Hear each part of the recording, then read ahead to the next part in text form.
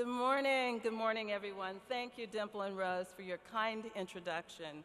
What an exciting day for us.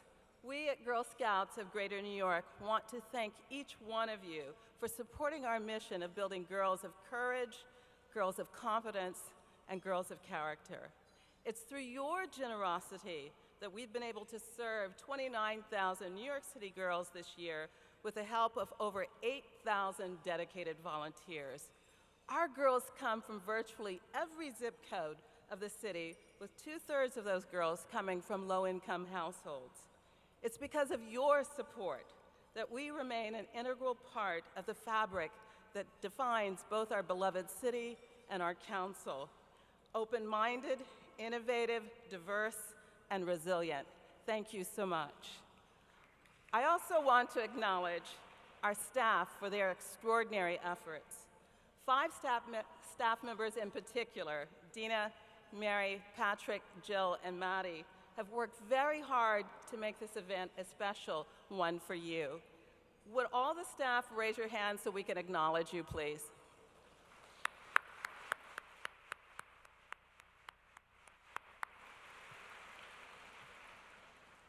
In some ways, I like to think of the girls we serve as our young urban legends. I emphasize the word urban because most of the girls spend their lives on asphalt and concrete. Experiencing trees, grass, and green spaces, if you will, is rare for them.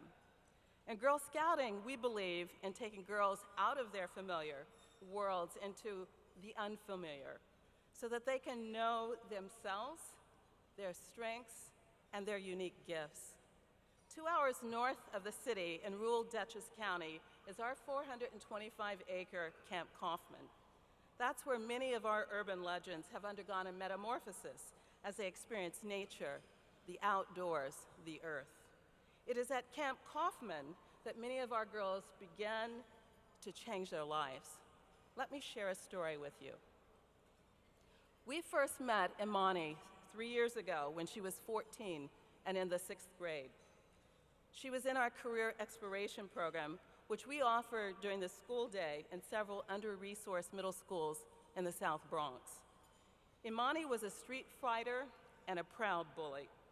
You see, this is what Imani believed it took to survive in a neighborhood riddled with poverty, crime, and drugs.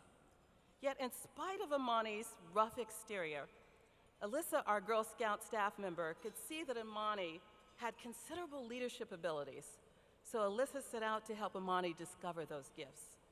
It wasn't easy. Authority didn't sit well with Imani, and quite frankly, she didn't want to have anything to do with Girl Scouts.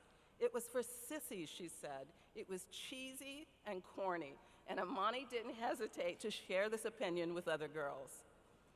The first week she came to our Girl Scout class, she got up shortly thereafter and walked out. The second week, she started an argument with Alyssa and then got up and walked out again.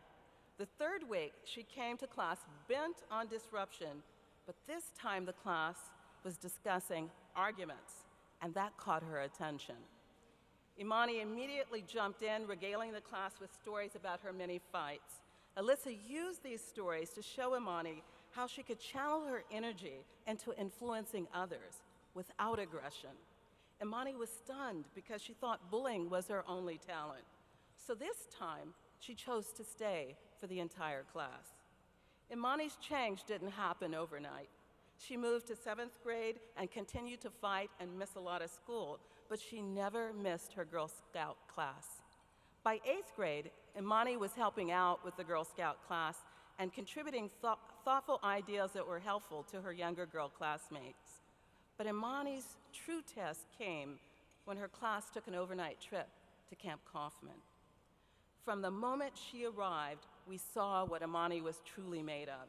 She started channeling her natural aggressiveness toward positive outcomes like keeping the cabin clean, making sure it was organized, and get this, helping the other girls understand how to respect authority. Imani was growing right before our eyes. She went sledding, something that terrified her. She went for hikes in the snow when she hated the snow. She even took a self-defense class, even though it made her self-conscious about her size and about the fact that she had used aggression, force, to hurt others. It was being in the unfamiliar, the safe haven that Camp Kaufman provided, that enabled Imani to drop her defenses, to begin to face her fears, and to discover something about herself she never knew before. She wanted to be so much more than a bully. It was the great ecologist Rachel Carson who once said, "Those who contemplate the beauty of the earth find reserves of strength that will endure as long as life lasts." That, ladies and gentlemen, is the essence of Camp Kaufman, and that's our dream for all the Imanis who will find their way to our organization. During the camp's closing ceremony, the girls were asked a question. If you could give the other girls in the group a gift to take home with them, what would you give them? When it was Imani's turn, she got up and looked at the other girls. Remember, these were girls that not long before she would have punched out rather than give them a gift. Imani said, "I want to give you the gift of strength. This world we live in is so tough, and so many people don't want us to succeed. I want us all to succeed and graduate from high school. So we need to have all those things that you guys said we needed: hope, smarts, focus. But most of all, we need to be strong. And to our teachers, it's not easy dealing with us kids, but you make me believe that we can do it. I would love to be a teacher or a Girl Scout leader someday after being with you. You didn't give up on me this time. So yes, strength. I give you guys strength." Needless to say, after Imani spoke, there were very, very few dry eyes that night because everyone knew she had had a breakthrough. Her instructor, Alyssa, later told me that being at Camp Kaufman helped Imani shed her tough urban exterior. Being away from the city and the unfamiliar allowed Imani to tear down that wall of false security that she had built up around herself. Camp Kaufman gave Imani the gift of open space, the gift to try new things, the gift to put her Girl Scout skills to work in a new environment. Imani was away from misogynistic music, sexist television, and the indifference far too prevalent in our teenage community today. Camp gave her the peace of mind and a clean slate to discover new possibilities. 2 weeks ago, the New York Times published an article on the outdoor conversation that took place at our National Girl Scout Convention. It quoted 77-year-old Jill Clay, the granddaughter of Lord Robert Baden-Powell, who founded the Scouting movement in Britain and who helped our founder, Juliet Gordon Low, establish the first troop in Savannah, Georgia, over 100 years ago. Miss Clay said that the experiences in the outdoors are essential, and I quote, "to making a balanced person, a balanced world citizen who can take her place in any field she wants. And to make a real balanced individual, you have to include the outdoors."